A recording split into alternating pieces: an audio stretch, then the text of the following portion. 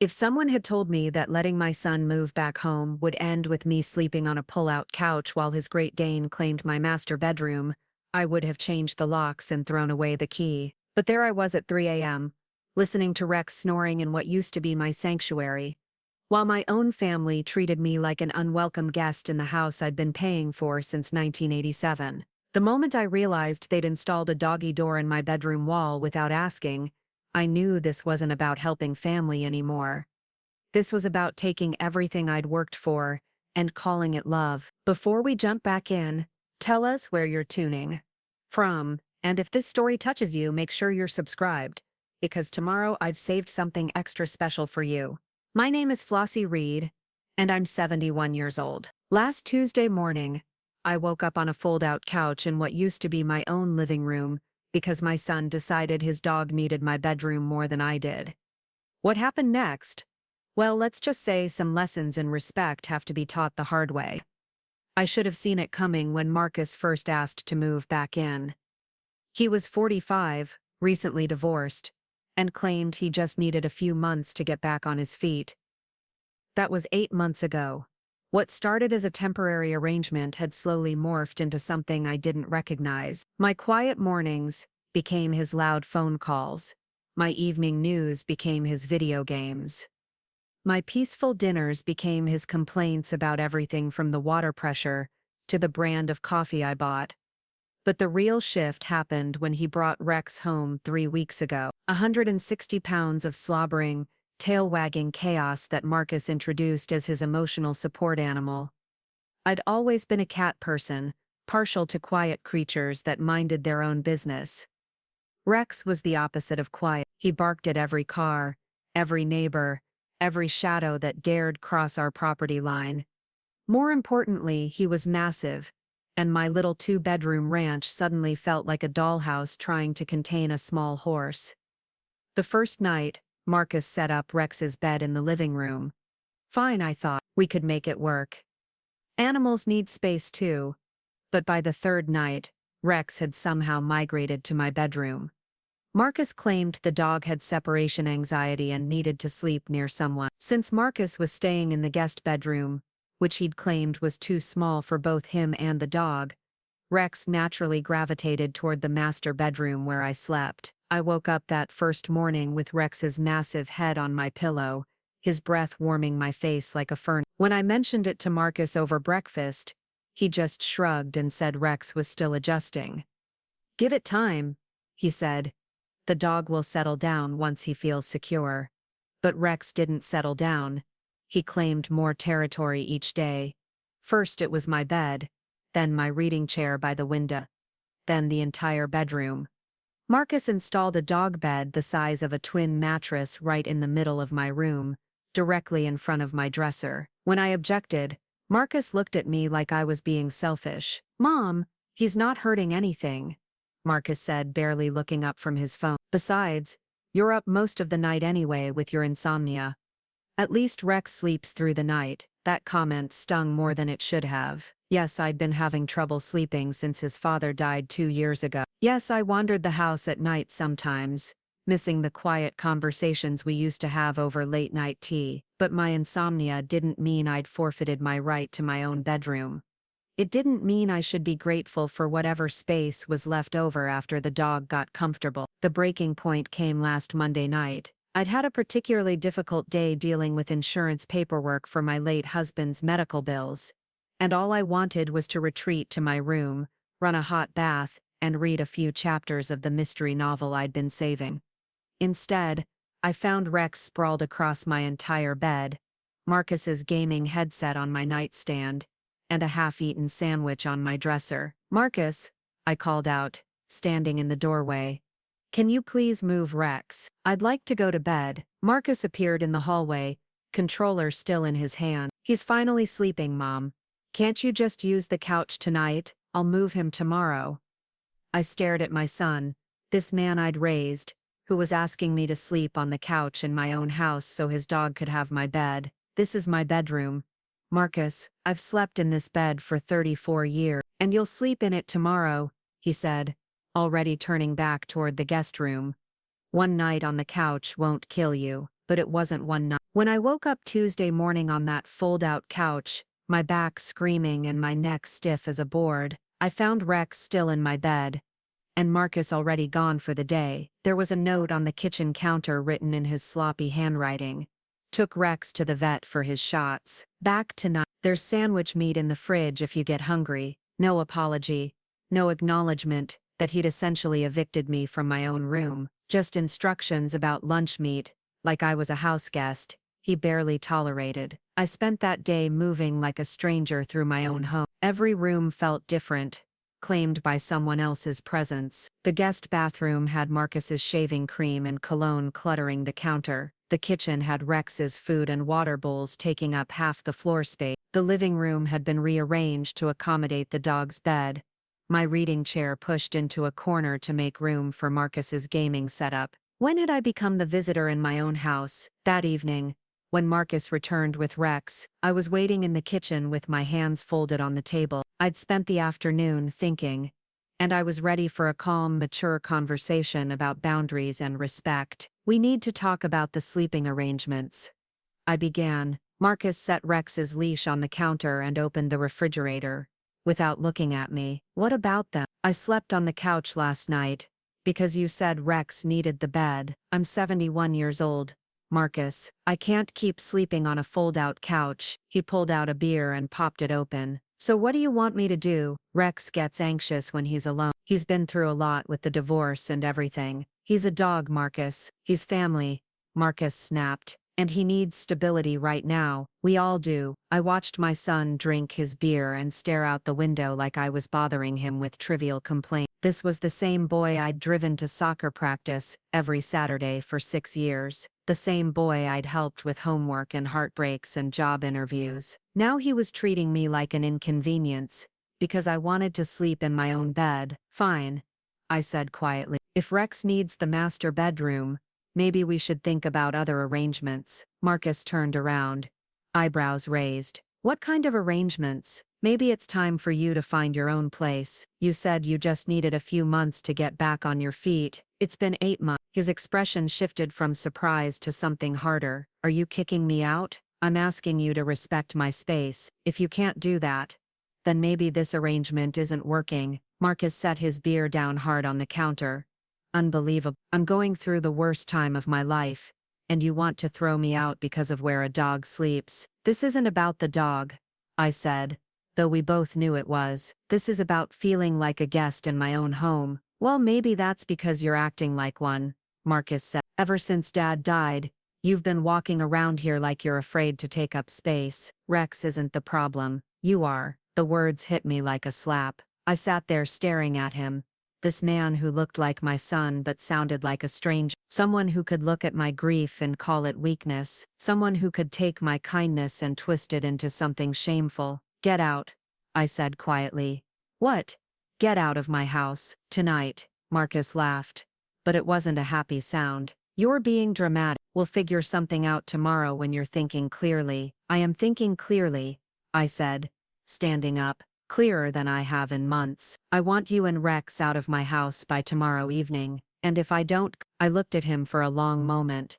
This man I'd raised and loved and sacrificed for. Then I'll make you go. Marcus shook his head and picked up his beer. Good luck with that, Mom. This is my home too. I have rights. After he left the kitchen, I sat alone at the table, as the sun set outside my window. Rights, he'd said. What rights did he think he had to my bedroom?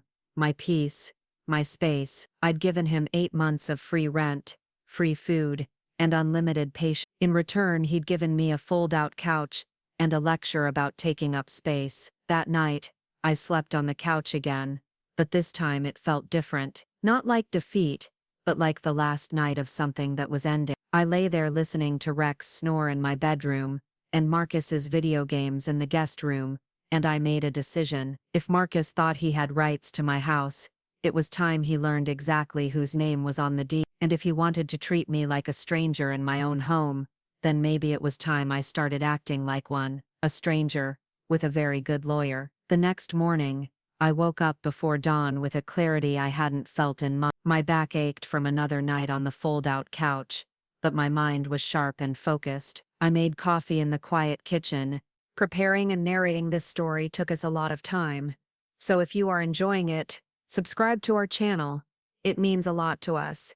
Now, back to the story. And sat at the table with a notepad, writing down everything I could remember about the past 8 months. Not just the big moments, but the small ones too. The way Marcus had gradually taken over the remote control, the way he'd rearranged my furniture without asking, the way he'd started making decisions about my house, like it was his. By the time Marcus stumbled into the kitchen at 10 o'clock, I was dressed and ready for the day. He looked surprised to see me up and alert, like he'd expected to find me wallowing in last night's argument. "Morning, Mom," he said cautiously, pouring himself coffee. "Look, maybe we got a little heated last night. Why don't we talk about this reasonably?" "I am being reasonable," I said, closing my notepad. "You have until 6 o'clock tonight to pack your things and leave." Marcus set his mug down and stared at me. "You're serious about this?" "Dead serious. Where am I supposed to go?" "That's not my problem to solve anymore." He ran his hands through his hair, a gesture I recognized from his childhood when he was trying to think his way out of trouble. "Mom, come on. We're family. We don't throw each other away over stupid arguments." "We're not throwing each other away. We're establishing boundaries." "Something I should have done months ago." "Boundaries?" Marcus laughed. "Is that what your grief counselor told you to say?" I felt my temper flare, but I kept my voice level. "Don't bring my counseling into this." "Why not? It's obviously affecting your judgment." "Dad's been gone for 2 years. Mom, you can't keep using his death as an excuse to push everyone away." The words were calculated to hurt, and they found their target. I felt the familiar ache in my chest, the one that reminded me I was facing this alone. But underneath the hurt was something else. Anger. Clean, sharp anger at being manipulated by someone who was supposed to love me. "Your father's death isn't an excuse for anything," I said quietly, "but it did teach me something important. Life is short, and I'm not going to spend what's left of mine being disrespected in my own home." Marcus's expression shifted. He wasn't used to me fighting back. For 8 months, I'd absorbed his complaints, accommodated his needs, and swallowed my own frustration in the name of family harmony. Now, suddenly, I wasn't bending anymore. "What if I compromise?" he said, switching tactics. "What if Rex sleeps in the guest room with me? What if you find your own place?" "Mom, be reasonable. I'm still getting back on my feet financially. I need more time." "You've had 8 months, and in those 8 months, you've taken over my house, disrespected my space, and last night you had the audacity to tell me I was the problem." "That doesn't sound like someone who needs more time. That sounds like someone who's gotten too comfortable." Marcus stood up abruptly, his chair scraping against the floor. "Fine, you want to be alone in this big house. You want to rattle around here by yourself, talking to Dad's ghost. Be my guest, but don't come crying to me when you realize you made a mistake." He stormed out of the kitchen, Rex trailing behind him. I heard doors slamming, heavy footsteps, the sound of someone packing in anger. Good, I thought. Let him be angry. Anger was honest. It was better than the fake concern and manipulation he'd been using to justify taking advantage of me. By noon, the house was quiet. Marcus had loaded his truck with his belongings, and Rex's supplies, making sure I saw every box and bag. As he carried them out, he was trying to make me feel guilty, to make me doubt my decision, but all I felt was relief. As his truck pulled out of the driveway, I walked through my house slowly, room by room. The guest bedroom looked empty but not sad. The living room, with my reading chair back in its rightful place, felt like mine again. And my bedroom, with Rex's massive dog bed finally gone, felt like a sanctuary again. I sat on my own bed for the first time in 3 days, and called my sister Helen in Portland. "How are you holding up?" she asked, her voice warm and familiar. "Better than I expected," I said. "I think I just fired my son." Helen laughed. "About time. I was wondering when you'd stop letting that boy walk all over you." "Was it that obvious?" "Honey, you've been tiptoeing around your own house for months. Every time we talked, you sounded like you were whispering so you wouldn't disturb anyone." She was right. I had been whispering in my own life, making myself smaller, so Marcus could feel bigger, but I wasn't whispering anymore. That afternoon, I did something I hadn't done in months. I took a long hot bath in my own bathroom, without worrying about using up all the hot water. I read 3 chapters of my mystery novel in my reading chair by the window. I made myself a proper dinner, and ate it at the kitchen table while watching the evening news at a reasonable volume. For the first time in 8 months, my house felt like home again, but my peace was short-lived. The next morning, I woke up to find Marcus's truck in my driveway again. He was sitting on my front porch with Rex at his feet, looking disheveled and tired. "I don't have anywhere else to go," he said, when I opened the door. "Jenny's won't let me stay there with Rex, and every apartment complex in town has a no pets policy, or wants a deposit I can't afford." I stood in the doorway in my robe, feeling the morning chill on my face. "That's unfortunate, but it's still not my problem. I'm your son. You're a 45-year-old man who told me I was the problem in my own house. Being my son doesn't give you the right to treat me like a doormat." Marcus stood up, and I could see the desperation in his eyes. "Please, Mom, just give me one more chance. I'll keep Rex out of your room. I'll help with expenses. We can set up rules, boundaries, whatever you want. The boundary I want is you living somewhere else. I can't afford somewhere else right now." "Then maybe you should have thought about that before you decided I was the problem." We stared at each other across the threshold of my house. I could see him calculating, trying to figure out which angle might work: the guilt angle, the family angle, the desperation angle. But I wasn't buying any of it anymore. "What if I pay rent?" he said finally. "Real rent, like a real tenant." "I don't want a tenant. I want my house back. Mom, please, I'm begging you." There was something in his voice, something broken and real, that almost made me waver. Almost. But then I remembered the sound of Rex snoring in my bedroom, while I lay on the couch with my back seizing up. I remembered Marcus telling me I was the problem. I remembered feeling like a stranger in my own home. "The answer is no, Marcus. I'm sorry you're in a difficult situation,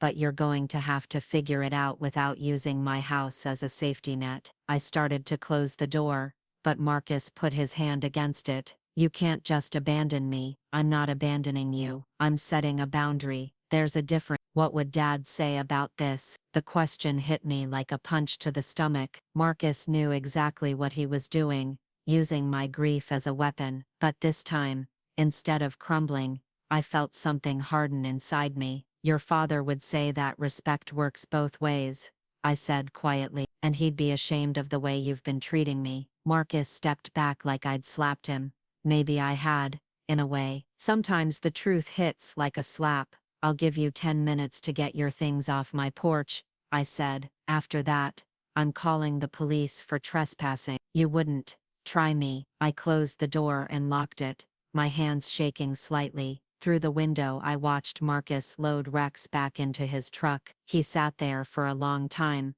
staring at the house, probably hoping I'd change my mind. But I did. I made myself a cup of tea, and waited until I heard his truck start and pull away. The silence that followed felt different from the day before. Not peaceful, exactly, but determined. I'd drawn a line, and held it, even when it hurt, even when it meant watching my son drive away, without knowing where he'd spend the night. But as I sat in my kitchen sipping tea, I realized something important. Setting boundaries wasn't cruel, it was necessary. And sometimes, the people who love us need to learn that we won't accept being treated poorly, even by them, especially by them. The rest of that day passed quietly. I called Helen to tell her about the morning's confrontation, and she listened without judgment. "You did the right thing," she said. "It's going to hurt for a while, but you did the right thing." "How do you know?" "Because for the first time in months, you sound like yourself again." That evening, I sat in my reading chair and watched the sunset through my living room window. My house felt empty, but it also felt like mine. There was a difference, I was learning, between being alone and being lonely. I was alone, but I wasn't lonely. I was home. But Marcus wasn't done trying to reclaim his place in my house. Over the next few days, the calls started. First, they were apologetic, then pleading, then angry, then desperate. Each call followed the same pattern. He was sorry, He'd learned his lesson. He just needed one more chance. I stopped answering after the third call. Then came the texts, long rambling messages about family loyalty and second chances and how much he needed me. Most people don't see that side of Marcus. He's very good at presenting himself as the victim. We sat in silence for a few minutes. Jenny stared out the window, probably reconsidering her mission of mercy. "You know," she said finally, "when we were married, Marcus had a way of making me feel like I was overreacting whenever I stood up for myself. He'd apologize afterward, but somehow I always ended up being the one who compromised." That sounds familiar. I used to think it was just his way of avoiding conflict. Now I think it was his way of winning every argument without actually addressing the problem. Jenny stood up, smoothing her skirt. "I should go. I'm sorry for bothering you with this." "You weren't bothering me. I appreciate that you care about both of us. For what it's worth, I think you're doing the right thing. Marcus needs to learn that other people's kindness isn't weakness." After Jenny left, I sat in my quiet living room and thought about what she'd said. Marcus had a pattern of making people feel like they were overreacting when they stood up for themselves.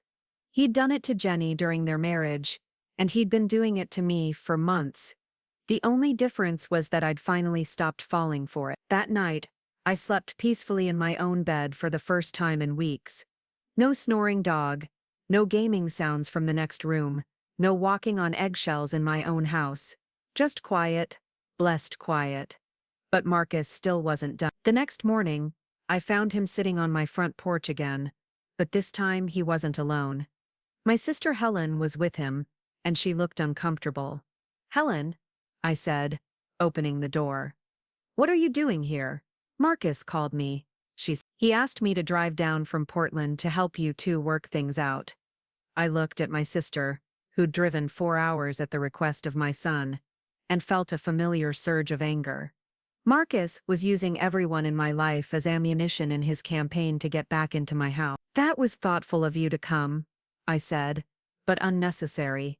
"Mom," Marcus said, standing up, "I know you're mad at me, but families shouldn't give up on each other." Aunt Helen agrees. I looked at my sister, who was shifting uncomfortably on my porch. "Is that what you think, Helen?" "I think family is complicated," she said diplomatically. "And I think you two need to talk." "We've talked. The conversation is over." "Flossie," Helen said gently, "maybe you could hear him out. He seems genuinely sorry." I felt trapped between my love for my sister and my frustration with being manipulated. Helen had driven 4 hours to help, and she didn't understand the full context of what had been happening. To her, this probably looked like a simple family argument that could be resolved with a heart-to-heart conversation. "Fine," I said. "We can talk. But we're doing it inside, and we're doing it once. After that, Helen, I hope you'll respect my decision. Whatever it is." We sat in my living room, Helen on the couch, Marcus in the chair across from me. He looked tired and worn down, like he'd been sleeping poorly. Good, I thought. Maybe discomfort would teach him something. "I'm sorry," Marcus began. "I'm sorry for taking over your house, for treating you like you didn't matter, for everything. I was going through a rough time, and I took it out on you. That was wrong." I waited for him to continue, but he seemed to think that was enough. "What specifically are you sorry for?" I asked. Marcus looked confused. "Everything. I just said that." "Be specific. What exactly did you do wrong?" He glanced at Helen, who nodded encouragingly. "I let Rex sleep in your room." "What else?" "I didn't help with expenses like I should have." "What else?" Marcus was getting frustrated. I could see it in his face. "I don't know what you want me to say. I want you to acknowledge what you actually did. Not just vague apologies, but specific recognition of how you treated me." "Fine. I treated you badly. I'm sorry." Helen shifted uncomfortably on the couch. She could sense that this wasn't going the way she'd hoped. "Marcus," I said quietly, "when I asked you to move Rex out of my bedroom, what did you say?" "I don't remember exactly. You said Rex was family and needed stability. You suggested that my insomnia meant I didn't really need the bedroom anyway. I was trying to find a solution that worked for everyone." No, you were dismissing my needs in favor of a dog's comfort. When I objected to sleeping on the couch, what did you say? Marcus was quiet for a long moment. I said you were being dramatic. What else? I don't remember. You said I was acting like a guest in my own home because I was afraid to take up space. You said my grief was the problem, not your behavior. Helen's eyes widened. She was finally starting to understand why I'd been so firm in my boundaries. I was upset, Marcus said. People say things they don't mean when they're upset. Do they? When I'm upset, I don't attack people's grief or try to make them feel small. When I'm upset, I don't take over other people's bedrooms and then act like they're being unreasonable when they object. Marcus looked at Helen desperately. Aunt Helen, you see what I mean. She's not giving me any room to make this right. What would making it right look like? I asked. Me moving back in, us being a family again. Why would you moving back into my house make things right? Because that's what families do. They stick together. I looked at my son. This man who still thought that family meant having unlimited access to other people's resources and patience. Who thought that love meant never having to face consequences for your actions. Marcus, I said. Families do stick together, but they also respect each other. They don't take advantage of each other's kindness. They don't attack each other's grief when they don't get their way. And they don't think that being related gives them the right to treat each other poorly. I never treated you poorly. You took over my bedroom without asking. You dismissed my needs when I objected. You rearranged my furniture and changed my routines without consulting me. You made me feel like a stranger in my own home. How is that not treating me poorly? Marcus was quiet for a long time. Finally, he looked up at me with something that might have been genuine remorse. I didn't think of it that way, he said quietly. I thought I was just trying to make the best of a difficult situation. By making me invisible in my own life, I didn't mean to make you invisible, but you did. And when I tried to become visible again, you told me I was the problem. Helen had been quiet during this exchange, but now she spoke up. Marcus, your mother has a point. You can't treat someone's home like it's your personal space, and then act surprised when they object. Marcus looked between us, probably realizing that his reinforcement wasn't coming. So what do you want? He asked me. What would it take for you to forgive me? I do forgive you, I said. But forgiveness doesn't mean pretending it didn't happen, and it doesn't mean giving you another chance to do it again. So that's it? You're just done with me. I'm done with being treated like a convenience in my own life. If you can figure out how to have a relationship with me that doesn't involve taking advantage of my kindness, I'm open to that. But it's not going to happen with you living in my house. Marcus stood up abruptly. This is ridiculous. You're throwing away our relationship over a bedroom and a dog. No, Marcus, you threw away our relationship when you decided your comfort was more important than my dignity. He stormed out of the house, slamming the door behind him. Helen and I sat in the sudden quiet, listening to his truck start and drive away. I'm sorry, Helen said finally. I thought I was helping. You were trying to help. But Marcus has been manipulating this situation from the beginning. He's very good at making other people feel like they're being unreasonable when they stand up to him. Helen nodded slowly. I can see that now. When he called me, he made it sound like you were being stubborn over a minor disagreement. That's his pattern. Make the other person's boundaries sound unreasonable, then recruit allies to pressure them into backing down. Well, he won't be recruiting me again. I'm sorry I got pulled into this. Helen stayed for dinner, and we had a good conversation about boundaries and family dynamics. She told me about her own struggles with her adult children, and how hard it had been to learn that love didn't mean accepting poor treatment. You know, she said as she was getting ready to leave, you seem stronger than you have in a long time. I feel strong. It's amazing what happens when you stop apologizing for taking up space in your own life. After Helen left, I sat in my quiet house and reflected on the day. Marcus had finally shown his true colors in front of a witness, which felt validating in a way I hadn't expected. For months I'd been second-guessing myself, wondering if I was being too sensitive or unreasonable. Now I knew I wasn't.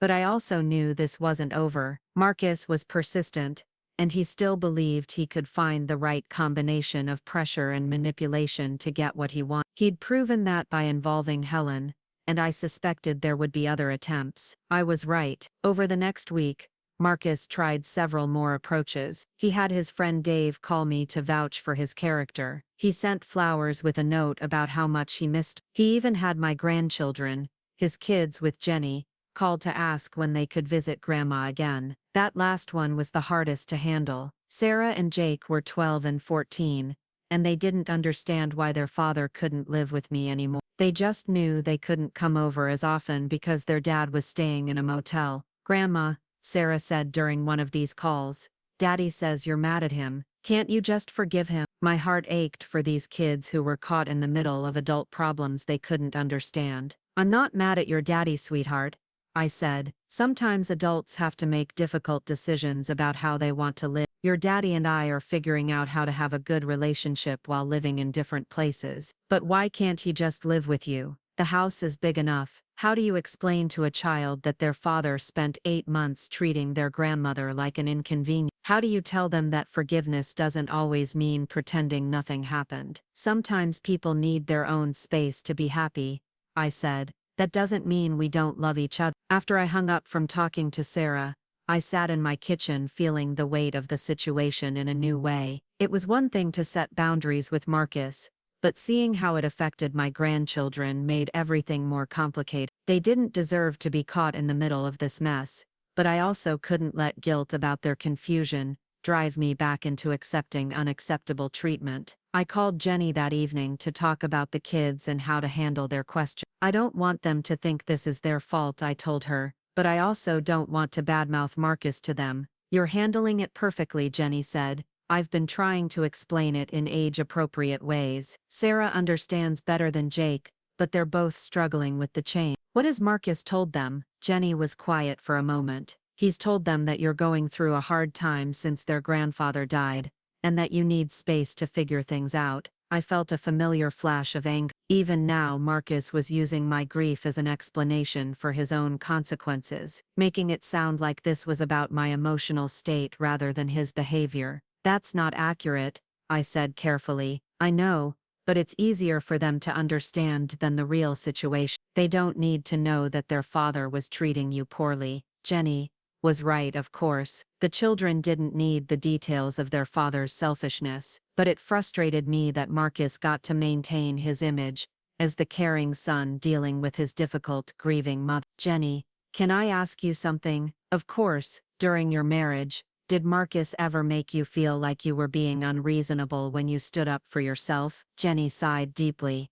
"All the time. He had this way of making every conflict about my emotional state rather than his behavior. If I complained about something he did, suddenly the problem was that I was being too sensitive or hormonal, or stressed from work." "How did you deal with it?" "I stopped complaining, which in retrospect was exactly what he wanted. He trained me to accept whatever he dished out by making the alternative feel worse than the original problem." This conversation with Jenny crystallized something I'd been feeling but couldn't articulate. Marcus hadn't just been inconsiderate about the bedroom situation. He'd been systematically training me to accept less and less respect in my own home, using my love for him and my natural desire to avoid conflict as weapons against my own well-being. The next morning, I made a decision that surprised even me. I called a locksmith. "I need all the locks changed on my house," I told the woman who answered the phone. "Any particular reason?" "Break-in, lost keys. I need to control who has access to my property." The locksmith, a competent woman named Rita who looked to be about my age, arrived that afternoon with new deadbolts and door handles. As she worked, we chatted about home security and independence. "You'd be surprised how many women my age call for this service," Rita said as she installed the new front door lock, usually after they've had to set boundaries with adult children or relatives who think they can come and go as they please. "Really? Oh yeah. There's something about being a widow that makes certain people think you've lost the right to privacy and autonomy in your own home, like grief makes you incompetent to make decisions about your own life." Rita's words resonated deeply. That was exactly what Marcus had been doing, treating my grief as a sign that I needed him to take charge of my living situation. He'd positioned himself as the caretaker while systematically taking over my space and dismissing my objections. When Rita finished with the locks, She handed me a set of new keys. "These are yours," she said. "Nobody else gets copies unless you decide to give them out." I held the keys in my palm, feeling their weight. Such small things, but they represented something enormous. My right to control who entered my space. That afternoon, I called my lawyer. I'd worked with Tom Brennan for years, first when my husband was setting up his will, then again when we dealt with insurance claims after his death. Tom was thorough, practical, and he didn't talk down to me the way some professionals did with older women. "Flossie," Tom said when his secretary put me through, "good to hear from you. How are you holding up?" "Better than expected, actually." "Tom, I need some advice about property rights and tenant law." "What's going on?" I explained the situation with Marcus, trying to stick to the facts rather than the emotions. Tom listened without interrupting, occasionally asking clarifying questions about timelines and arrangements. "So he's been living there rent-free for 8 months, and when you asked him to leave, he refused." "Initially, yes. He's since moved out, but he's making it clear that he considers this temporary. He keeps trying to manipulate his way back in." "Has he established residence? Been receiving mail there, using it as his address for official purposes?" "Yes, he changed his address with the post office, and used my address for his unemployment benefits." Tom was quiet for a moment, and I could hear him typing on his computer. "Flossie, this could be more complicated than a simple houseguest situation. If Marcus has established residency, you might need to go through formal eviction proceedings to legally prevent him from returning." My heart sank. Even though my name is the only one on the property, ownership and tenant rights are two different things. The fact that you're related makes it even more complex. Some courts are reluctant to enforce eviction orders between family members without clear evidence of lease violations or threatening behavior. "What about changing the locks?" "That's legally problematic if he's considered a tenant. You could be accused of illegal lockout." I felt the walls closing in around me. Just when I thought I'd taken control of the situation, I was learning that the law might not be on my side. "What are my options?" "Well, the fact that he's voluntarily moved out helps. If you can document a pattern of him agreeing to alternative living arrangements, it strengthens the case that he's not actually a tenant with rights to the property." "Do you have any of these conversations in writing?" "Some text messages, but most of it was verbal." "Start documenting everything going forward. If he contacts you about moving back in, try to get those conversations in writing, email, text, whatever you can manage. And if he just shows up and tries to move back in, call the police. Let them determine whether it's a family dispute or a trespassing issue. The more documentation you have of him agreeing to live elsewhere, the better." After I hung up with Tom, I felt deflated. I'd thought that owning my house meant I could control who lived in it, but apparently the law was more complicated than that. Marcus might have rights to my property simply because he'd been staying there long enough to call it home, but I wasn't going to let legal complexity scare me into backing down. If anything, it reinforced how important it was to maintain clear boundaries. I couldn't afford to let Marcus think he could manipulate his way back into my house, especially if doing so might give him legal standing to stay. That evening, as if he could sense my renewed determination, Marcus called. "Mom, I've been thinking about our conversation the other day," he said, his voice carefully controlled. "I think maybe I was too emotional to really hear what you were saying." "What do you think I was saying?" "That you need more respect and consideration." "I get that. I was going through my own stuff and I wasn't paying attention to how my choices were affecting you." This was a more sophisticated approach than his previous attempt. Instead of dismissing my concerns or recruiting allies, he was acknowledging them, while positioning himself as someone who'd learned from the experience. "I appreciate you saying that," I said carefully. "So I was thinking, what if we tried a different arrangement? What if I found my own place but we could still see each other regularly? Maybe I could come over for dinner sometimes, or help you with yard work or errands." It sounded reasonable, the kind of relationship I might actually want with my adult son. But I'd learned to be suspicious of Marcus's reasonable-sounding proposals. "That could work," I said. "Have you found a place?" "Well, that's the thing. I'm still looking, but the rental market is tough right now, especially with most places either don't allow pets, or want deposits I can't afford. That's challenging, so I was wondering if maybe, just temporarily, I could move back in while I keep looking, but this time we'd have clear rules about space and responsibilities. There it was. But if you're concerned about Marcus challenging your wishes, there are some additional protections we can put in place. What kind of protections?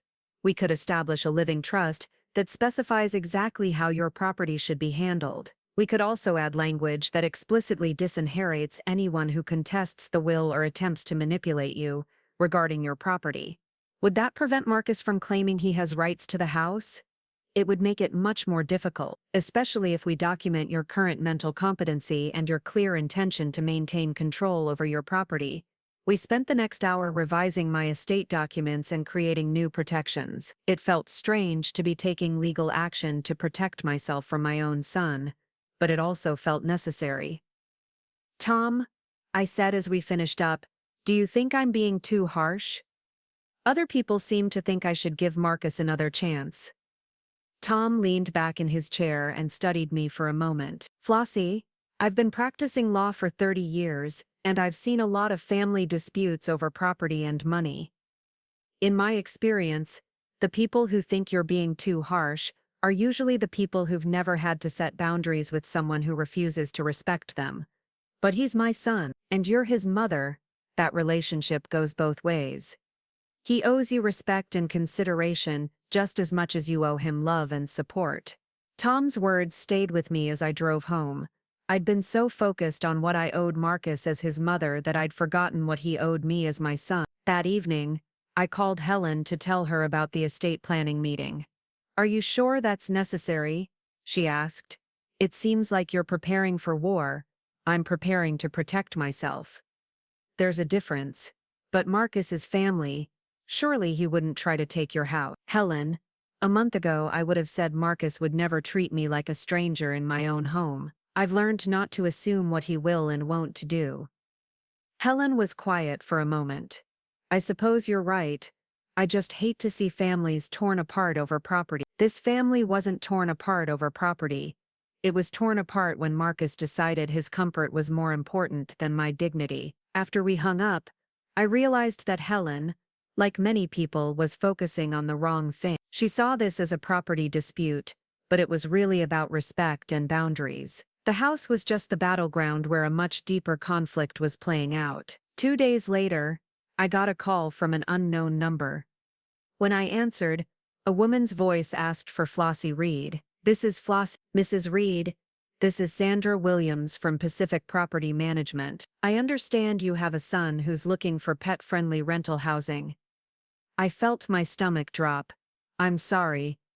"What? Marcus Reed? He listed you as a reference for a rental application. He said you could vouch for his character and his ability to care for a large dog." Marcus was using me as a reference without asking, probably hoping I'd feel obligated to help him once I was put on the spot. "I wasn't aware that Marcus had listed me as a reference," I said carefully. "Oh, well, he said you were very close and that you'd been helping him through a difficult transition. He mentioned that you'd been housing him and his dog while he looked for a permanent place." Marcus had crafted his story carefully, making it sound like I was supportive of his housing search and that our arrangement had been cooperative and ongoing. "What specifically did he tell you about our arrangement?" "He said he'd been staying with you since his divorce, helping with household tasks and keeping you company. He painted a picture of a very devoted son, caring for his widowed mother." I felt angry and impressed at the same time. Marcus had turned 8 months of taking advantage of me into a narrative of mutual care and support. "Ms. Williams, I need to be honest with you. Marcus did stay with me for several months, but our arrangement ended when he began treating my home as his own rather than respecting it as my space. I asked him to leave, and while I wish him well in finding housing, I can't provide a positive reference for him as a tenant." There was a long pause. "I see. That's not what he indicated." "I'm sure it's not. Marcus has a way of presenting situations in the light most favorable to him." "Well, thank you for your honesty, Mrs. Reed. This definitely changes our evaluation of his application." After I hung up, I felt both vindicated and sad. Vindicated because Marcus's attempt to use me without permission had backfired. Sad because it was yet another example of him treating me as a resource to be exploited rather than a person to be respected. But I was also proud of myself for being honest rather than going along with his version of events. Old habits would have had me supporting his story to avoid conflict, even if it meant misrepresenting what had actually happened between us. An hour later, my phone rang again. "Marcus, what did you say to the property management company?" he demanded without preamble. "I told them the truth. The truth is that I was helping you and keeping you company. The truth is that you took over my house and treated me like an inconvenience when I objected. I can't believe you sabotaged my rental application." "I didn't sabotage anything. I declined to lie for you." "There's a difference. You could have just said you couldn't provide a reference instead of bad-mouthing me." "I didn't bad-mouth you. I accurately described our living arrangement and why it ended. Do you have any idea how hard it is to find pet-friendly housing? You might have just cost me the only decent place I could afford. Then you shouldn't have listed me as a reference without asking. I thought you'd want to help me." "I do want to help you, but I'm not going to lie to help you deceive potential landlords about your character as a tenant." Marcus was quiet for a moment, probably recalibrating his approach. "Look, I'm sorry I didn't ask before listing you as a reference. I should have done that, but couldn't you have just said something neutral? You didn't have to torpedo my chance." "Marcus, you presented our living situation as if it had been cooperative and mutually beneficial. You made it sound like you'd been caring for me rather than taking advantage of me. I wasn't going to support that fiction. That's how I saw it. I was keeping you company, helping with things around the house. You were using my house as free housing while treating me like a burden. Those are not the same thing." "Fine. I see how it is. You're determined to punish me no matter what I do. I'm determined to be honest about what happened between us. If that feels like punishment to you, maybe you should think about why." Marcus hung up again, and I sat in my quiet kitchen feeling something like peace. For the first time in months, I felt like I was acting with integrity rather than being manipulated into compliance. That afternoon I did something I hadn't done in a long time. I called my friend Barbara, whom I'd lost touch with during the months when Marcus was living with me. "Floss," Barbara said when she heard my voice, "I was just thinking about you. How are you doing?" "Better than I have in a while, actually." "Barbara, I owe you an apology. I've been a terrible friend these past few months." "Don't be silly, you've been dealing with a lot since Robert died." "That's part of it, but there's more. My son was living with me and somehow I lost track of everything else in my life, including friendships that matter to me." Barbara and I talked for over an hour, catching up on months of missed conversation. She told me about her grandchildren's school plays and her new book club, and her struggles with her own adult daughter's financial problems. "It's funny," she said at one point. "When our kids were small, we worried about protecting them from the world. Now that they're adults, sometimes we have to protect ourselves from them." "Have you had problems with Diane?" "Not like what you're describing with Marcus.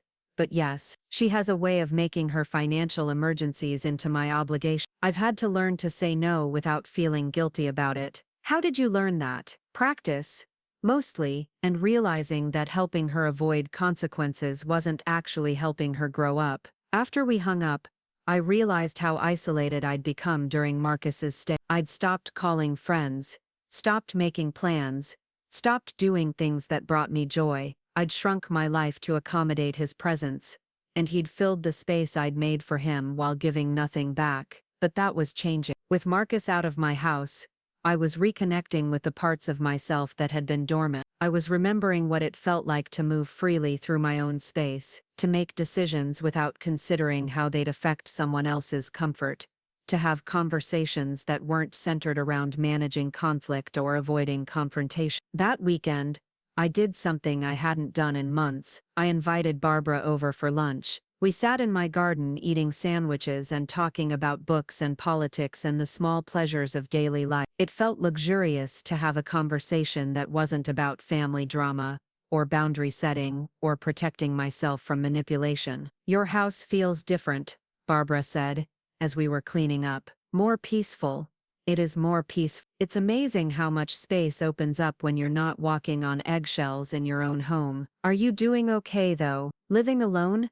I'm doing better than okay. I'm doing well. It was true, I was sleeping better, eating better, reading more, thinking more clearly. The constant low-level stress of managing Marcus's moods and needs had lifted, and I was rediscovering what it felt like to live without anxiety as a constant companion. But I also knew that Marcus wasn't done trying to reclaim his place in my life and my house. The rental reference incident had shown me that he was willing to use me in ways I hadn't anticipated, and I needed to be prepared for whatever came next. I was right to be cautious. The next week brought a new challenge that I hadn't seen coming. I was in my garden on Thursday morning, deadheading the roses that were blooming along my back fence, when I heard voices in the front yard. I walked around the side of the house and saw Marcus standing on my porch with a man I didn't recognize. "Mom," Marcus called when he saw me. "This is Dale from the county assessor's office. He needs to talk to you about the property tax situation." I felt a chill run down my spine.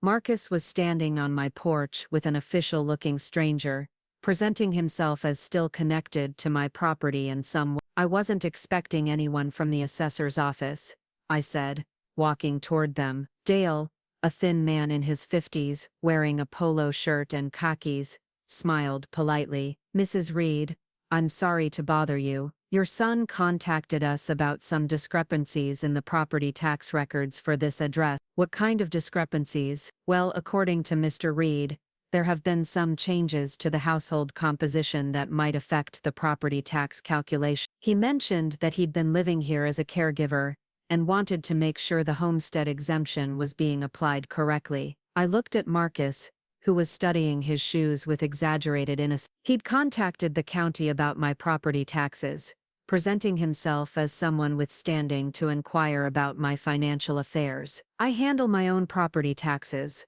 I said to Dale. "I wasn't aware that there were any discrepancies." "Ms. Reed seemed to think that the caregiver exemption might apply to your situation, which could reduce your tax burden. He said he'd been providing care services and wanted to make sure you were getting all the benefits you're entitled to." Marcus had crafted another fiction, this time presenting himself as my caregiver, rather than acknowledging that he'd been a house guest who'd overstayed his welcome. "I appreciate your concern," I said to Dale, "but I'm not receiving care services, and I haven't applied for any exemptions related to caregiver arrangements." Dale looked confused, but Mr. Reed said, "Mr. Reed is mistake. He was staying with me temporarily after his divorce, but that arrangement has ended. He's no longer living here and has no involvement in my property tax affairs." Marcus stepped forward.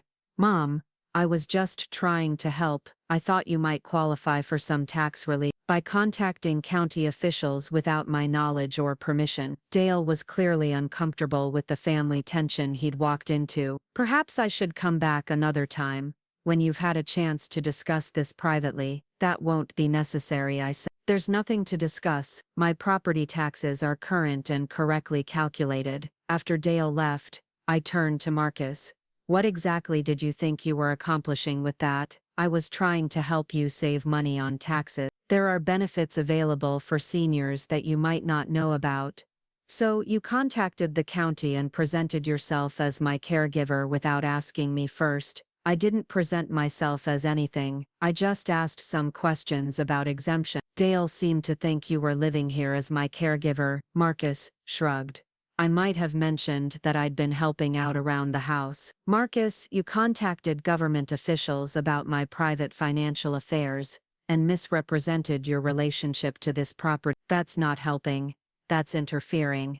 Everything I did was legal. Anyone can ask questions about tax exemptions. But not everyone can present themselves as having a caregiver relationship with a property owner, when no such relationship exists." Marcus's expression hardened. "I was living here. I was helping you. How is that not a caregiver relationship? Because you were staying here rent-free as a favor to you, not because I needed care, because you took over my space, rather than providing assistance. Because when I asked you to respect my boundaries, you told me I was the problem. So now you're rewriting history to make me the villain." "I'm stating facts. You were a house guest. not a caregiver. Your presence here was for your benefit, not mine. Marcus stepped closer, and for a moment I thought he might try to push past me into the house, but then he seemed to catch himself. You know what? Fine, have it your way, but don't come crying to me when you realize you need help, and there's no one around to provide it. I'll man. Will you? You're 71 years old,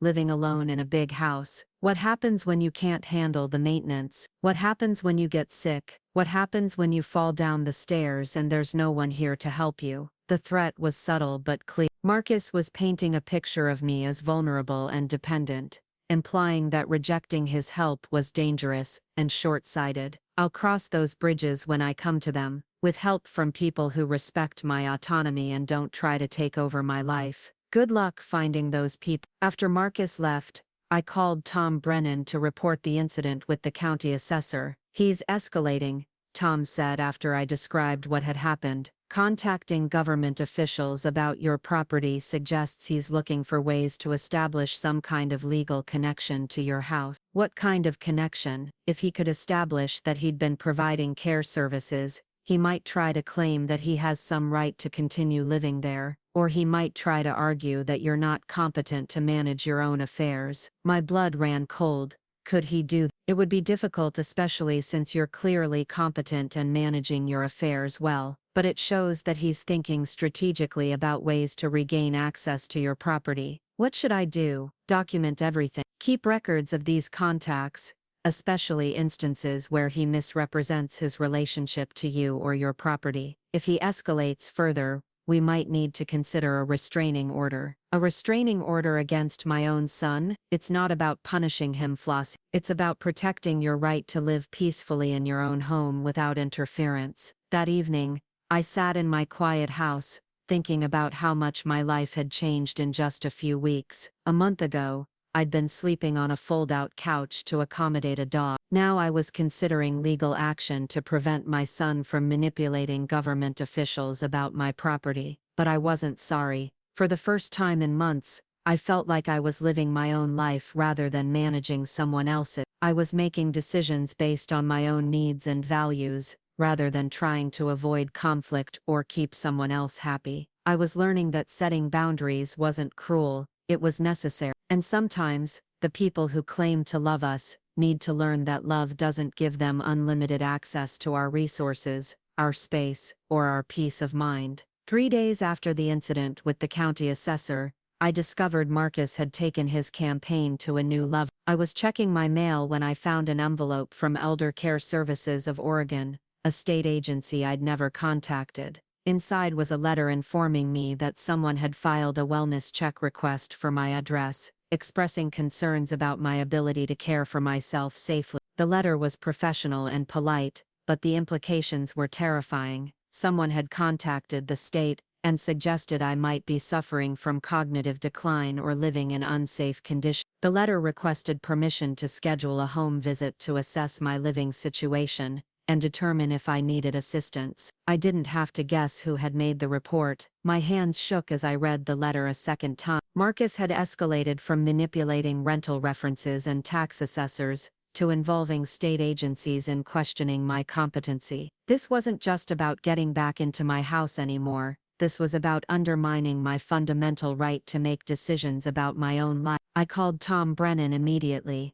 "This is serious, Flossie," he said after I read him the letter. "Adult Protective Services doesn't investigate frivolous complaints, but they also don't have unlimited resources to verify the credibility of every report they receive. What does this mean for me? It means you need to take this very seriously. If the state determines that you're unable to care for yourself, they can recommend guardianship proceedings. In extreme cases, they can remove you from your home, but I'm perfectly capable of caring for myself. I know that, and you know that, but Marcus is trying to create a paper trail that suggests otherwise. The county assessor visit, now this wellness check request, he's building a case for what? For having you declared incompetent so he can take control of your affair, including your house." I felt sick. My own son was trying to have me declared mentally incompetent so he could steal my home. It was so far beyond anything I'd imagined him capable of that I could barely process it.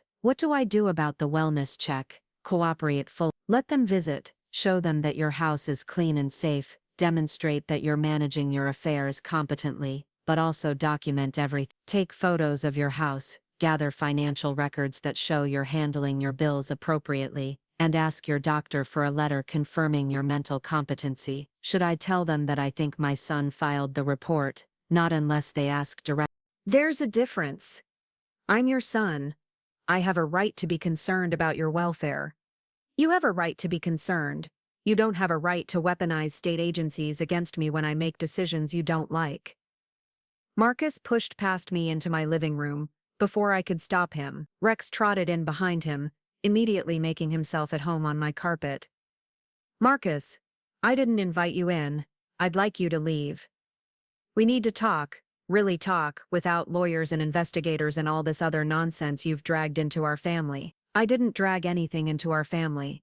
You involved lawyers when you tried to manipulate my property taxes. You involved investigators when you filed a false wellness check report. False? I'm genuinely worried about you, Mom. You're pushing away everyone who cares about you. You're isolating yourself. That's not healthy behavior. I'm setting boundaries with people who refuse to respect me. That's extremely healthy behavior. Marcus sat down in my reading chair without being invited. Rex settling on the floor beside him. They looked perfectly at home, as if this were their house and I were the intruder. Look, Marcus said, his voice taking on the reasonable tone he used when he was trying to manipulate me. I know I made some mistakes when I was staying here before. I get that.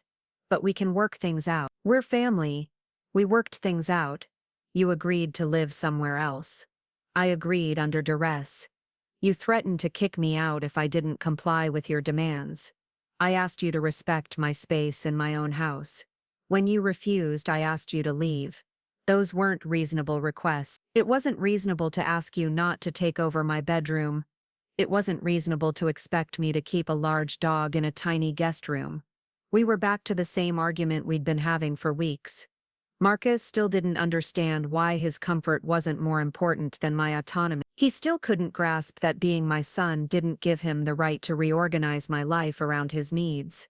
Marcus, this conversation is going in circles. I've made my position clear. You're welcome to visit, but you're not welcome to live here. What if we tried a trial period? What if I moved back in for just a month to see if we could make it work with better communication? No. What if I paid market rate rent and we had a formal rental agreement? No. What if Rex stayed somewhere else and it was just me? No, Mark, I don't want you living in my house under any circumstances. His reasonable mask slipped, revealing the anger underneath. Why are you being so stubborn about this? I'm not being stubborn. I'm being clear about my boundaries. Your boundaries are unreasonable. My boundaries are mine to set. Marcus stood up abruptly, startling Rex. Fine. You want to be alone. You want to push away the only family you have left. Be my guest. But don't expect me to keep trying to have a relationship with someone who's determined to punish me forever. I'm not punishing you. I'm protecting myself. From what? From someone who loves you. From someone who treats my love like a weapon to be used against me. Marcus called Rex and headed toward the door. This isn't over, Mom. Families don't just give up on each other. Some families don't give up. Other families learn to respect each other's boundaries. After Marcus left, I locked the door and sat in my living room, shaking slightly. He'd been drinking, which made him more unpredictable, and he'd forced his way into my house despite my clear request that he leave. I was starting to feel genuinely unsafe. I called Tom Brennan's emergency number. Flossie? What's wrong? I described Marcus's evening visit, including his apparent intoxication and his insistence on entering my house without permission. That's breaking and entering, Tom said. Or at minimum trespassing. You asked him to leave, and he refused. I don't want to have my son arrested, but you want to be safe in your own home. Flossie, this is escalating beyond family drama. Marcus is showing signs of becoming genuinely dangerous. What are my options? You can file for a restraining order. Given the pattern of behavior you've documented, including the false state reports and tonight's incident, I think we'd have a strong case. A restraining order against my own son. A restraining order against someone who's threatening your safety and autonomy. The fact that he's your son doesn't give him the right to harass you or enter your property without permission. I lay awake most of that night, wrestling with the decision. Part of me still hoped that Marcus would come to his senses and accept the boundaries I'd set, but a larger part of me was tired of living in fear of his next escalation. By morning, I'd made my decision. I called Tom and asked him to begin the process of filing for a restraining order. "I want my house and my life back," I told him. "If that requires legal action, then that's what we'll do." Tom filed the restraining order petition that afternoon, documenting the pattern of harassment, the false state reports, and Marcus's increasing willingness to ignore my clearly stated boundary. The temporary order was granted immediately, giving me legal protection while we waited for the full hearing. When the deputy served Marcus with the restraining order papers, he called me immediately. "A restraining order," he shouted into the phone. "You got a restraining order against your own son. I got a restraining order against someone who was harassing me and refusing to respect my clearly stated boundaries. This is insane. You're treating me like a criminal." "I'm treating you like someone who filed false reports with state agencies, manipulated county officials, and forced his way into my house after I asked him to leave. I never forced my way anywhere. You pushed past me into my living room last night, despite my request that you leave. I was trying to have a conversation with my mother.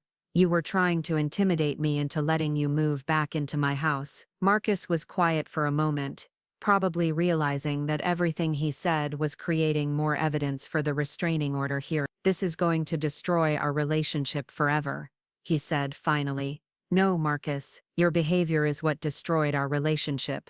The restraining order is just documenting that destruction." The restraining order hearing was scheduled for the following Friday. I spent the week gathering documentation with Tom's help. The letter from Elder Care Services, records of Marcus's contact with the county assessor, photos of my house showing that it was clean and well maintained, the letter from Dr. Chin confirming my competency, and a detailed timeline of Marcus's escalating behavior. Jenny called me the night before the hearing. "Mrs. Reed, I heard about the restraining order. Are you okay?" "I'm as okay as someone can be when they have to take legal action against their own child. I want you to know that I support your decision. I probably should have warned you about Marcus's pattern of escalation when people set boundaries with him. You tried to warn me in your way. I just wasn't ready to hear it. The kids are asking questions about why they can't see. I've been trying to explain without going into details about their father's behavior." "What have you told them?" "That sometimes adults have disagreements that require legal solutions, and that it doesn't mean anyone stops loving anyone else." "That's perfect. I don't want them to think this is their fault or that I don't want to see them. Would you be open to supervised visits? Maybe at my house, when Marcus isn't around?" "I'd love that. Once this legal situation is resolved and things settle down." The hearing was held in a small courtroom with just the judge, Tom, Marcus and his court-appointed attorney, and me. Marcus looked nervous and angry, occasionally glaring at me like I was betraying him by protecting myself. Tom presented our case methodically, documenting each incident and showing the pattern of escalation. He presented the wellness check report that found no basis for concerns about my competency, the letter from my doctor confirming my mental and physical health, and photographs of my well-maintained home. Marcus's attorney tried to portray the situation as a family disagreement, being blown out of proportion by legal intervention. He argued that Marcus's actions had been motivated by genuine concern for my welfare, and that a restraining order would unfairly prevent a son from checking on his elderly mother. But when the judge asked Marcus directly about the false wellness check report and his contact with county officials about my property, Marcus's answers were evasive and unconvincing. "Mr. Reed," the judge said, "you contacted Adult Protective Services with concerns about your mother's competence. When they investigated, they found those concerns to be unfounded. Can you explain the discrepancy? I was worried about her isolation and her decision-making after my father died, but you filed the report only after she asked you to move out of her house, correct?" "The timing was coincidental. You also contacted the county assessor about property tax exemptions related to caregiving services you claimed to provide. Is that correct? I was trying to help her save money on taxes. Without her knowledge or consent, Marcus hesitated. I thought she'd appreciate the help. The judge reviewed the documentation for several minutes before rendering her decision. The court finds that Mr. Reed has engaged in a pattern of behavior that constitutes harassment of the petitioner. This includes filing false reports with state agencies, attempting to manipulate county officials regarding the petitioner's property, and refusing to respect clearly stated boundaries regarding the petitioner's residence. She granted a 1-year restraining order prohibiting Marcus from contacting me directly, coming within 500 feet of my house, or interfering with my property or financial affairs. Mr. Reed, the judge continued, the court understands that family relationships are complicated, but your mother has the right to live peacefully in her own home, without harassment. If you violate this order, you will face criminal charge. As we left the courthouse, Marcus caught up with me in the parking lot, staying just outside the 500-foot boundary specified in the restraining order. I hope you're happy, he called out. You've legally cut your only child out of your life. I've legally protected myself from someone who refused to respect my boundaries. I called back. Don't expect me to come running when you need help. I won't. Tom drove me home, and we sat in my driveway for a few minutes, discussing what the restraining order meant practically. He can't contact you directly, but he might try to use third parties, Tom warned. If he does, document it and let me know. What about my grandchildren? The order doesn't prevent them from contacting you, but it does prevent Marcus from using them as intermediaries to communicate with you. And if he violates the order, call the police immediately. Violating a restraining order is a criminal offense. That evening, I sat in my quiet house with a cup of tea, processing what I'd accomplished. I'd legally established my right to live without harassment in my own home. I'd documented Marcus's pattern of manipulation and escalation. I'd proven to the state, the courts, and myself that I was perfectly capable of managing my own affairs. But I'd also had to take legal action against my own son, something I'd never imagined I'd need to do. It felt like a failure of motherhood, even though I knew, intellectually, that I'd had no choice. Helen called that night to check on me. How are you holding up? She asked, relieved, mainly, and sad, but also proud of myself for following through. I'm proud of you too. I know that wasn't easy. Helen, do you think I did the right thing? I think you did the only thing you could do. Marcus made his choices, and you made yours. You chose to protect yourself rather than enable his behavior. But he's my son, and you're his mother. That relationship goes both ways. He owes you respect and consideration just as much as you owe him love and support. After we hung up, I realized that Helen had echoed something Tom had said weeks earlier. I'd been so focused on my obligations as a mother that I'd forgotten Marcus had obligations as a son. Over the next few weeks, my life settled into a new rhythm, without the constant stress of managing Marcus's moods and demands. I rediscovered parts of myself that had been dormant. I started gardening again, joined a book club at the library, and reconnected with old friends. The house felt like mine again. I could rearrange furniture without asking permission, eat dinner at whatever time suited me, and go to bed without worrying about disturbing anyone or being disturbed. Most importantly, I could make decisions about my own life without having to justify them to someone who saw my autonomy as a threat to his comfort. But the peace came with a price. I missed my grandchildren terribly, and I worried about how this situation was affecting them. I also grieved the loss of the relationship I'd hoped to have with Marcus as an adult, even though I knew that relationship had probably never been possible given his inability to see me as anything other than a resource to be managed. 3 weeks after the restraining order was granted, Jenny called to update me on the children and to arrange supervised visits. They miss you, she said, and they're starting to understand that this isn't about them or anything they did. How much do they know? I've told them that sometimes adults have disagreements that require legal solutions, and that you and their father are working through some problems with the help of lawyers and courts. That's probably the right approach, Sarah asked, if you stopped loving their father. I told her that love and boundaries are two different things, and that sometimes people who love each other still can't live together or spend time together. Jenny's wisdom in handling the children's questions impressed me. She was helping them understand the situation without burdening them with adult complexities or asking them to choose sides. "Would Saturday afternoon work for a visit?" Jenny asked.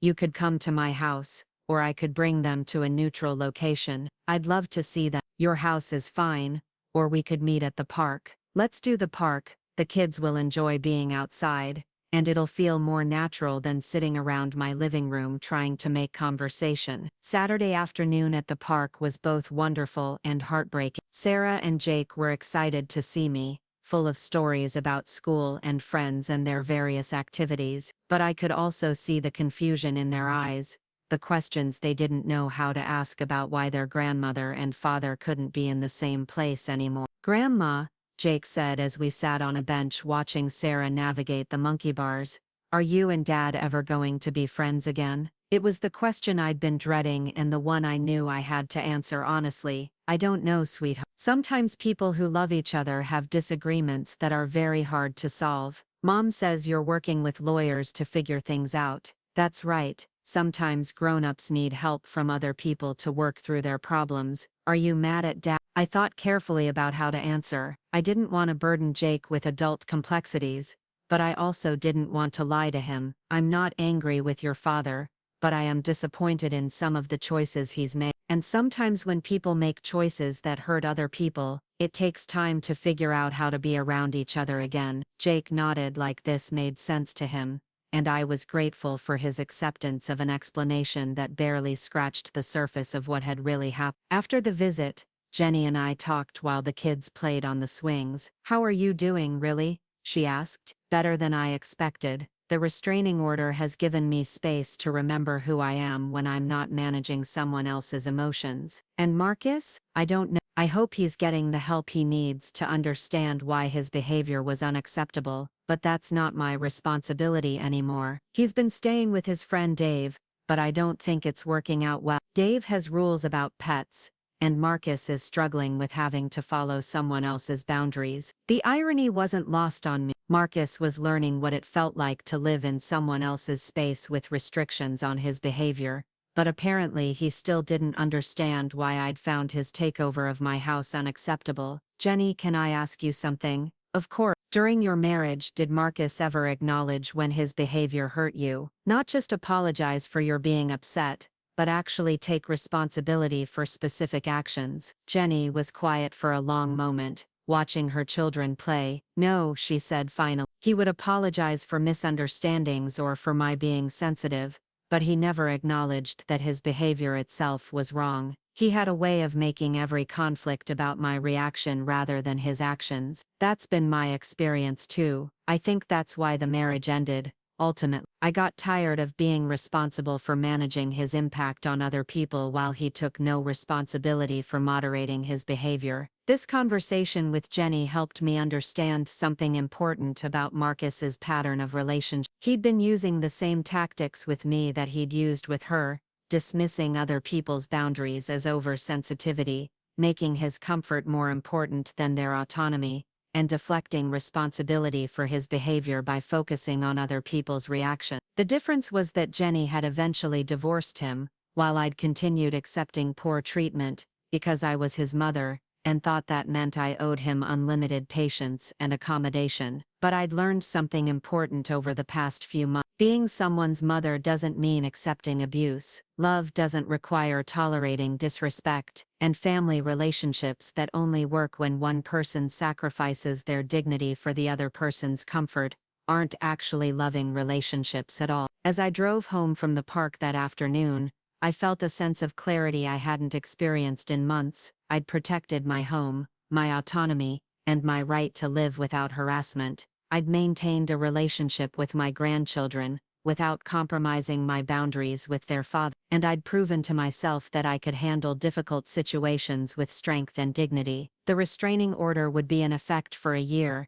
giving me legal protection while Marcus hopefully learned to respect boundaries. If he used that time to genuinely examine his behavior and develop healthier relationship patterns, there might be a possibility of rebuilding our relationship on more respectful terms. But if he continued to see my boundaries as punishment rather than protection, then the distance between us would remain, and I was finally at peace with that possibility. My house felt like a sanctuary again, not a battleground. My days were my own to structure as I chose. My decisions were mine to make without having to justify them to someone who saw my autonomy as a threat. I'd learned that respect is not negotiable, that boundaries are not suggestions, and that love without respect is not really love at all. Most importantly, I'd learned that protecting myself from poor treatment wasn't selfish or cruel, it was necessary for my own well-being and dignity. Standing in my kitchen that evening, making dinner for one,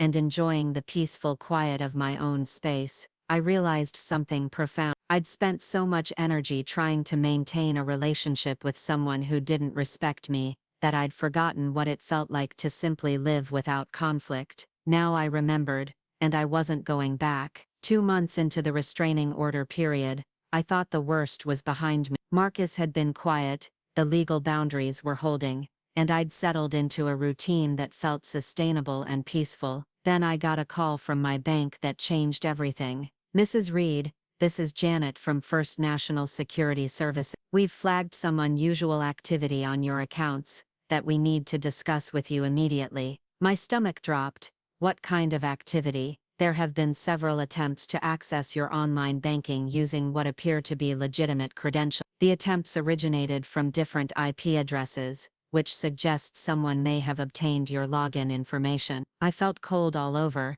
"Has anyone actually accessed my accounts?" "Not successful. Our security protocols prevented the logins, but we're concerned about how someone obtained your credentials in the first place." I drove to the bank immediately, my mind racing through possibilities. Had I been careless with my information? Had I fallen for a phishing scam? Or was this connected to Marcus's escalating attempts to involve himself in my financial affairs? Janet, a professional woman in her 40s, who worked in the bank's fraud prevention department, walked me through the attempted login. They'd occurred over a period of 3 weeks, always late at night, using correct usernames and passwords that were only slightly wrong. "The attempts suggest someone who has partial access to your information," Janet explained. "They knew your username and had passwords that were close to correct, like they might have seen you enter your information at some point." "How close were the passwords?" "Close enough to suggest familiarity with your password creation pattern. For example, if your password included the name of a pet or a significant date, they tried variations on those themes." My blood ran cold. Marcus had lived in my house for 8 months. He'd seen me use my computer countless times, had been present when I paid bills online, and knew personal details about my life that I might use in passwords. He'd had access to my mail, my personal papers, and my daily routine. It felt like preparing for war against someone who was supposed to love me. Tom filed the restraining order violation report with the court, and a hearing was scheduled for the following week. The judge who'd granted the original order would review the evidence and determine whether Marcus had violated the terms. The night before the hearing, Jenny called to warn me about Marcus's state of mind. "Mrs. Reed, I think you should know that Marcus is not doing well. He's been drinking more, sleeping erratically, and becoming increasingly paranoid about what he calls the conspiracy against him." "The conspiracy?" "He believes that you, your attorney, the bank, and various government agencies are working together to destroy his life. He sees every consequence of his behavior as persecution rather than the natural result of his choices." This information was both troubling and validating.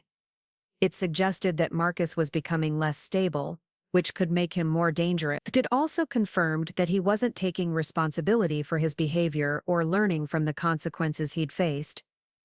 "Jenny, do you think he's capable of violence?" "I don't know. I've never seen him physically aggressive, but I've also never seen him this isolated and desperate. He's lost his housing situation with Dave.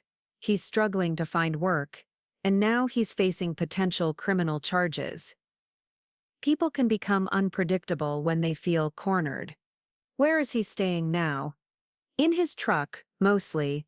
Sometimes at cheap motels when he can afford it." Rex is making everything more difficult because most places won't allow pets. I felt a pang of sympathy for Marcus's situation, even as I recognized that his current circumstances were largely the result of his own choices. He'd had opportunities to accept boundaries and maintain a relationship with me on respectful terms. Instead, he'd chosen escalation and manipulation. The violation hearing was held in the same courtroom where the original restraining order had been granted. Marcus looked disheveled and angry, his clothes wrinkled and his hair unkempt. He glared at me throughout the proceedings like I was personally responsible for all his problems. Tom presented the evidence methodically: the bank's documentation of attempted account access, the timing correlation with the restraining order period, the police report, and the pattern of Marcus's previous attempts to involve himself in my financial affairs. Marcus's court-appointed attorney argued that there was no direct evidence linking Marcus to the attempted logins, that the timing could be coincidental, and that the prosecution hadn't met the burden of proof required for a violation finding. But when the judge asked Marcus directly whether he'd attempted to access my online banking accounts, his answer was evasive and unconvincing. "Your Honor, I've been concerned about my mother's welfare and financial security. I may have checked to see if her accounts were secure, but that's not the same as trying to steal from her." The judge's expression hardened.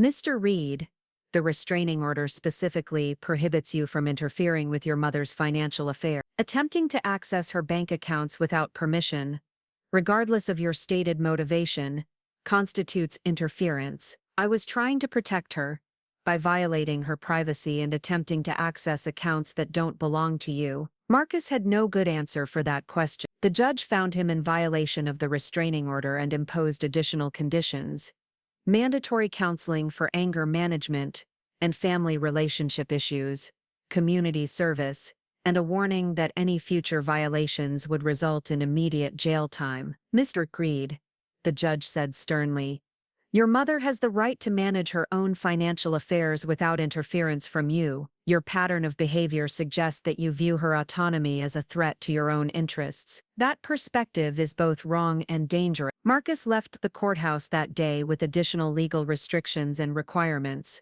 but I could see in his demeanor that he still didn't understand why his behavior was unacceptable. He still saw himself as the victim of unreasonable persecution, rather than the author of his own consequences. Over the next month, things were quiet.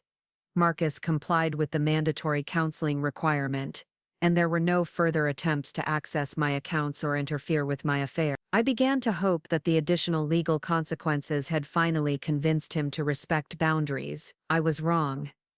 The escalation came not through direct action but through a campaign of what I can only describe as character assassination. Marcus began contacting people in my social network, sharing his version of our conflict and portraying me as an unstable, paranoid elderly woman who'd turned against her loving son. I first learned about this when my neighbor Dorothy mentioned it during one of our usual conversations over the back fence. "Flossie, I hope you don't mind me asking, but your son Marcus stopped by yesterday. He seemed very concerned about you." My heart sank. "What did he say?" "He said you'd been having some memory problems and that you'd gotten confused about some family arrangements. He asked me to keep an eye on you and let him know if I noticed anything concerning." "Dorothy, I need you to know that Marcus and I have a restraining order between us. He's not supposed to contact me directly, and he's been legally prohibited from interfering in my affairs due to his harassment." Dorothy's eyes widened. "Oh my. He made it sound like you were struggling with confusion and that he was trying to help you." "That's not accurate. I had him evaluated by the state, and they found no evidence of cognitive decline or inability to care for myself." "Well, he certainly presented things differently. He seemed so concerned and caring." This conversation with Dorothy revealed a new tactic in Marcus's campaign. Since he couldn't contact me directly or access my finances, he was working to undermine my credibility with people in my community. If he could convince my neighbors and acquaintances that I was mentally unstable, he might be able to build support for his efforts to regain control over my life. I called Tom immediately to report this development. "This is still harassment," Tom said. "The restraining order prohibits him from interfering with your life, and spreading false information about your mental state to your neighbors definitely qualifies as interference. But how do we prove what he's saying to people? We document every instance we become aware of, and we ask people to confirm what he told them. If we can establish a pattern of him spreading false information about your competency, that's another violation. I spent the next few days reaching out to friends and neighbors to find out if Marcus had contacted them. The results were disturbing. He'd spoken to at least 6 people in my immediate neighborhood, telling each of them a slightly different version of the same story, that I was struggling with memory issues, that I'd become paranoid and suspicious, and that I'd unfairly turned against him when he tried to help. Mr. Person from across the street said Marcus had asked her to watch for signs that I was neglecting my property maintenance. Mr. and Mrs. Chen from next door said he'd expressed concern about my driving and suggested they might want to mention their observations to my doctor. Barbara from my book club said Marcus had called her to ask if she'd noticed any changes in my cognitive function during our meetings. Each conversation had been crafted to plant seeds of doubt about my mental competency, while positioning Marcus as a concerned son whose only crime was caring too much. The most insidious part of this campaign was how reasonable Marcus's concerns sounded to people who didn't know the full context of our conflict. To someone who didn't know about his 8 months of taking over my house, his attempts to manipulate government agencies, or his violations of the restraining order, he probably did seem like a devoted son worried about his aging mother. But I wasn't powerless against this tactic. I had documentation of my mental competency from Dr. Chen, records from the state investigation that found no cause for concern, and testimony from the bank that I was managing my finances appropriately. More importantly, I had relationships with these people that predated Marcus's manipulation campaign. They knew me as a competent, organized, articulate woman who maintained her home and managed her affairs responsibly. When I explained the situation to each person Marcus had contacted, providing them with context about the restraining order and his pattern of harassment, their responses were universally supportive. Flossie, Barbara said after I explained what Marcus had told her, I knew something didn't sound right. You're one of the sharpest people in our book club. If you were having cognitive issues, I'd notice it in our discussions. Mr. Chen was more direct in his response. Your son seemed nice enough, but something felt off about the conversation. He was asking very specific questions about your daily routines and habits. It felt more like surveillance than concern. Mrs. Peterson was appalled when she learned the truth. He made it sound like you were neglecting your yard and house maintenance, but your property is one of the best maintained on the street. I should have realized something was wrong. Armed with statements from these neighbors confirming what Marcus had told them, Tom filed another violation report with the court. This time the evidence was even stronger because we had multiple witnesses who could testify about Marcus's attempts to undermine my reputation. The second violation hearing was scheduled for 3 weeks later. In the meantime, I took additional steps to protect myself from Marcus's character assassination campaign. I asked Chen to conduct a comprehensive cognitive assessment that would provide current documentation of my mental competency. The assessment included memory tests, problem-solving exercises,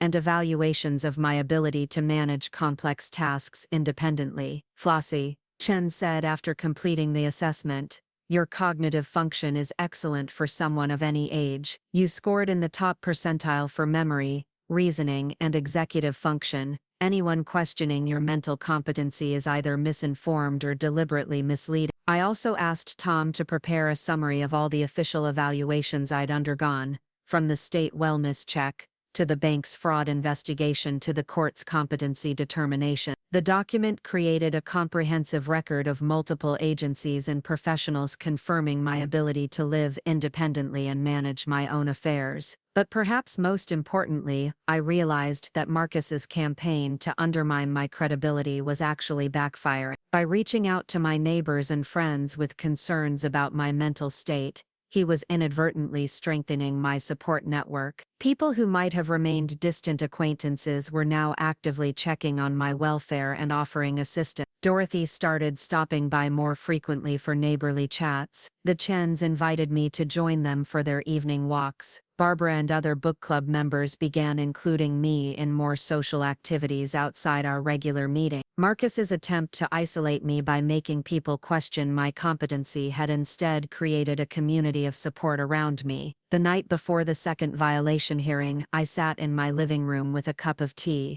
reflecting on how much my life had changed over the past few months. What had started as a simple request for Marcus to respect my space had evolved into a complex legal battle that had forced me to defend my right to autonomy and dignity. But through it all, I'd discovered strengths I didn't know I possessed. I'd learned to set and maintain boundaries even when doing so was painful. I'd learned to seek help when I needed it rather than trying to manage everything alone. I'd learned to trust my own judgment, even when others tried to convince me I was wrong. Most importantly, I'd learned that protecting myself from poor treatment wasn't selfish or cruel, it was necessary for my own well-being and dignity. The second violation hearing was more contentious than the first. Marcus's attorney tried to argue that reaching out to neighbors with concerns about a parent's welfare was normal family behavior, not harassment. But Tom was prepared for this argument. He presented testimony from multiple neighbors confirming that Marcus had asked them to monitor my behavior and report concerns to him. He showed that Marcus had presented false information about my mental state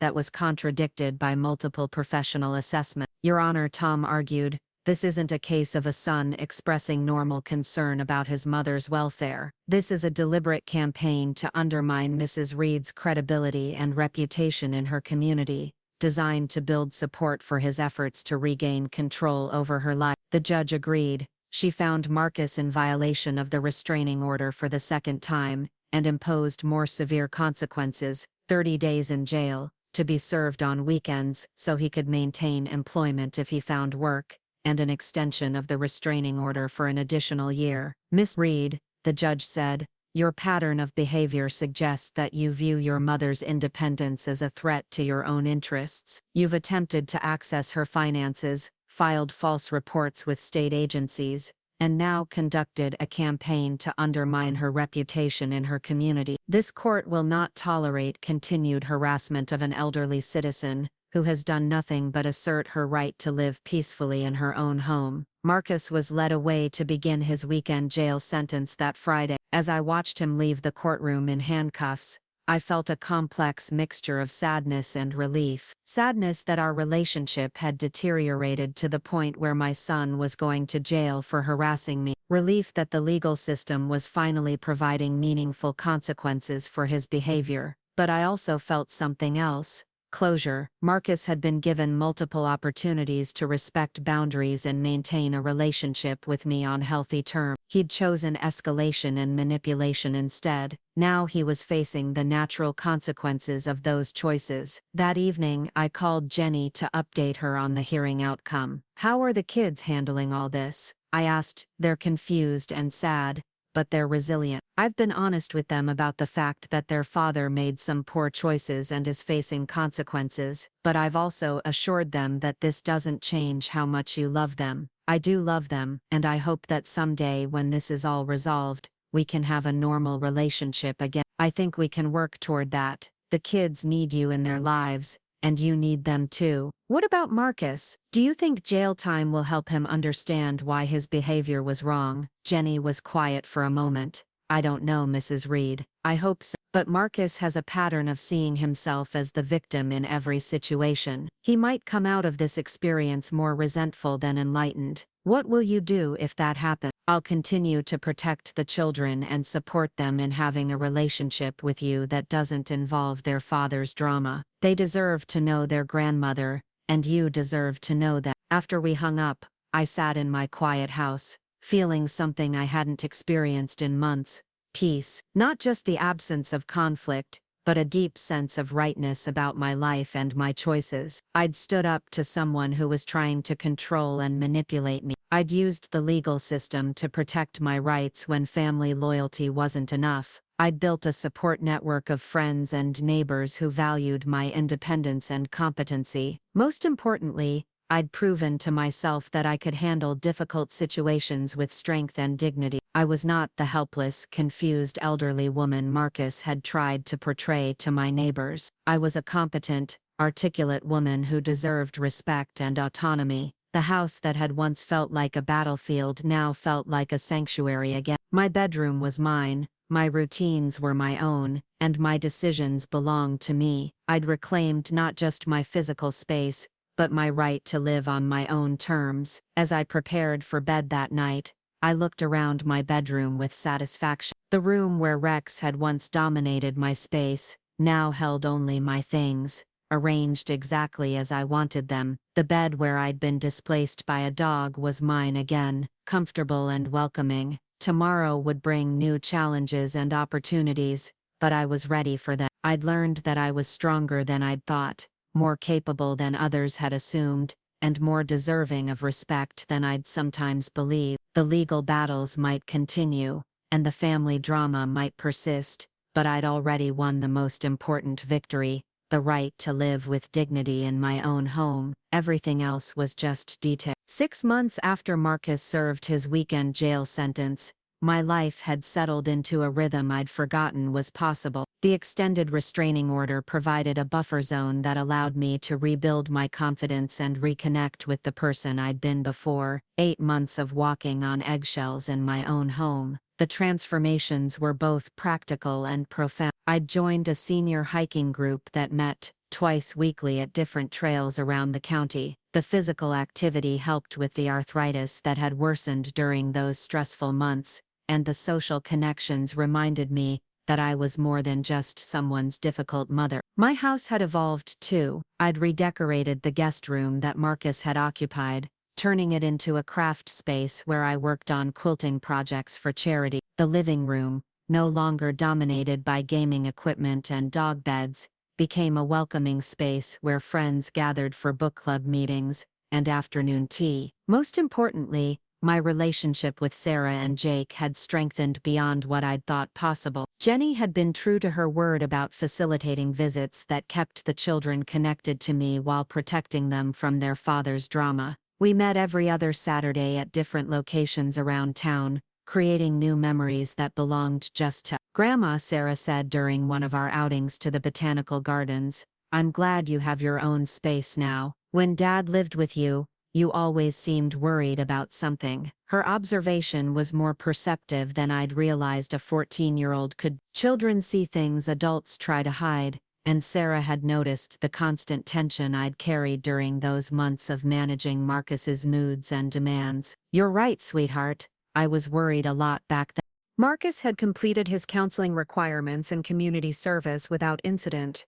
There had been no further attempts to access my accounts, contact my neighbors, or interfere with my life in any way. Tom Brennan and I met to discuss whether to request an extension of the order or allow it to expire.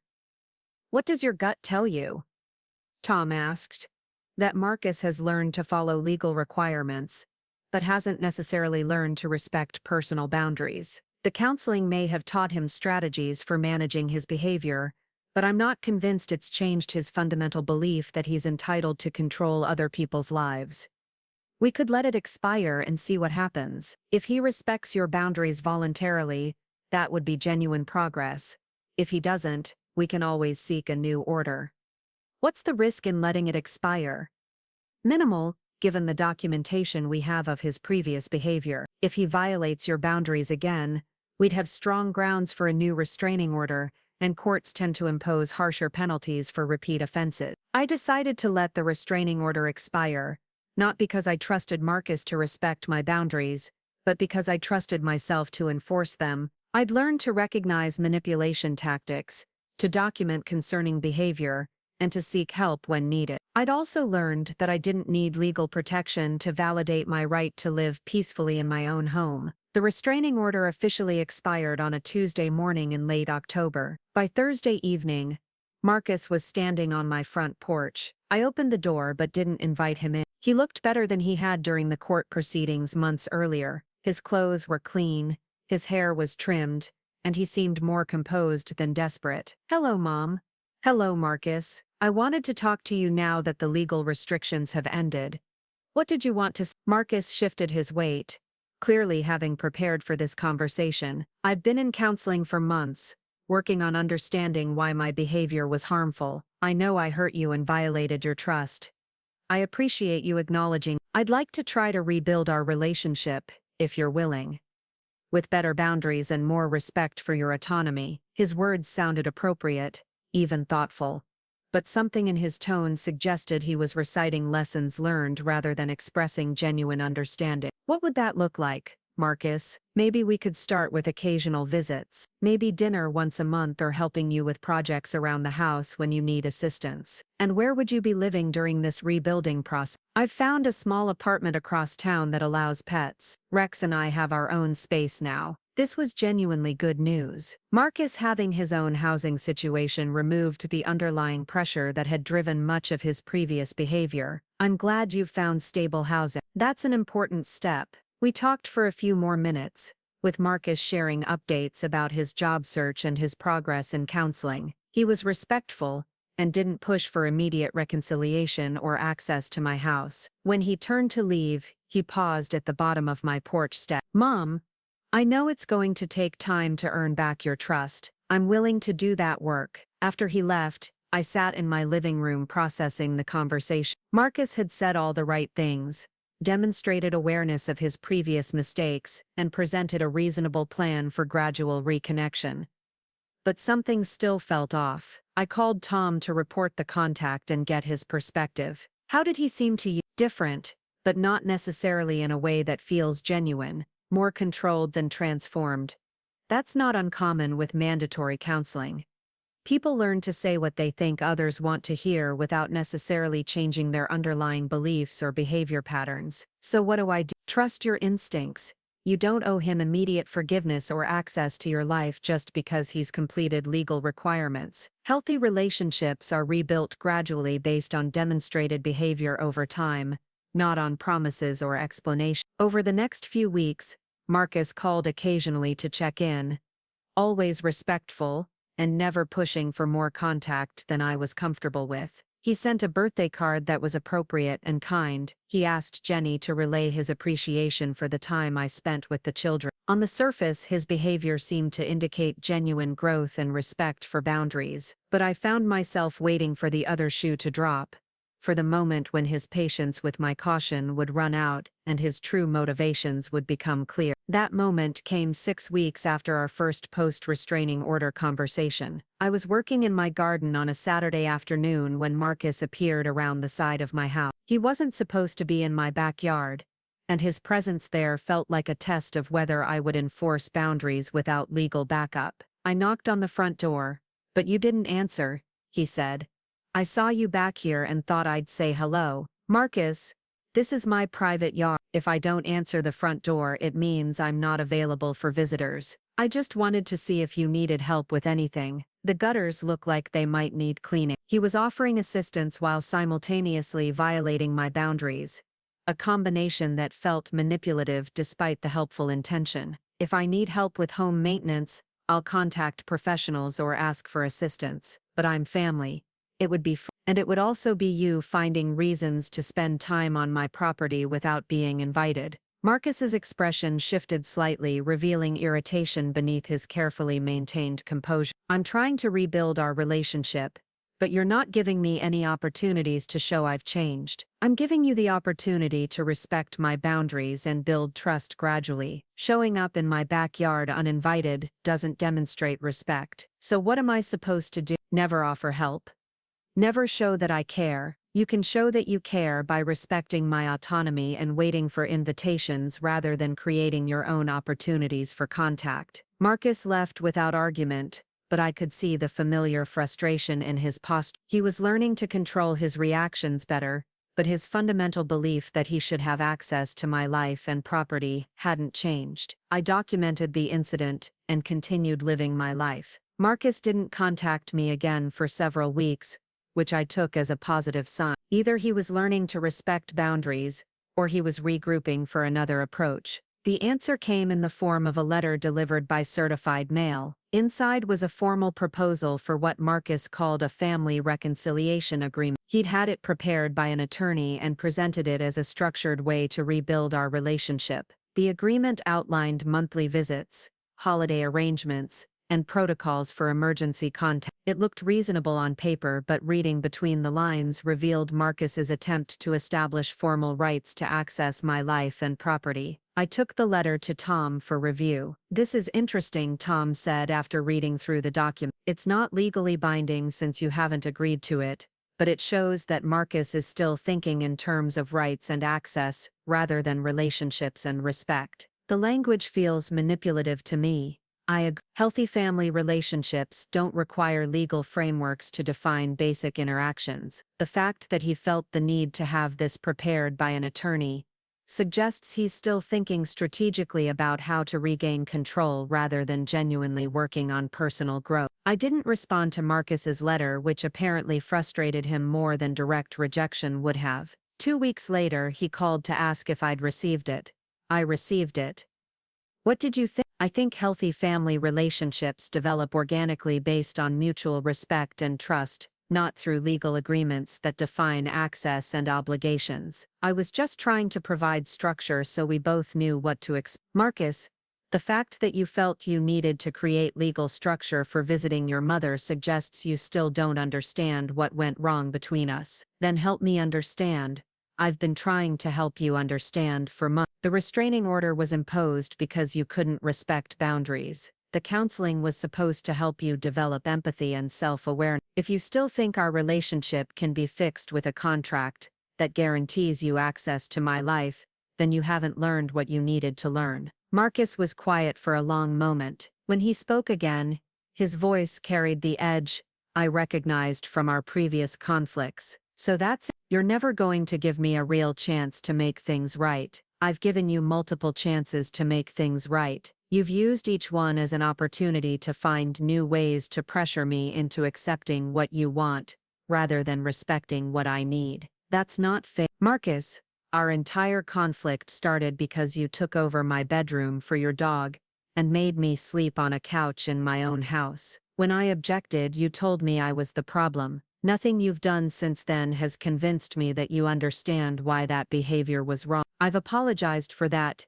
You've apologized for my being upset about it. You've never acknowledged that your behavior itself was inappropriate regardless of my reaction." This conversation crystallized something I'd been realizing gradually over the months since the restraining order expired. Marcus had learned to control his behavior when legal consequences were threatened, but he hadn't developed genuine respect for other people's autonomy or rights. He still saw my boundaries as obstacles to overcome rather than preferences to respect. He still believed that his needs and wants should take precedence over my comfort and dignity. He'd simply learned to pursue those goals more strategically. I ended the phone call and made a decision that felt both difficult and liberating. I would continue to support Marcus's relationship with his children through Jenny's mediation, but I would not pursue a direct relationship with him unless and until he demonstrated genuine change, rather than strategic compliance. This decision wasn't about punishment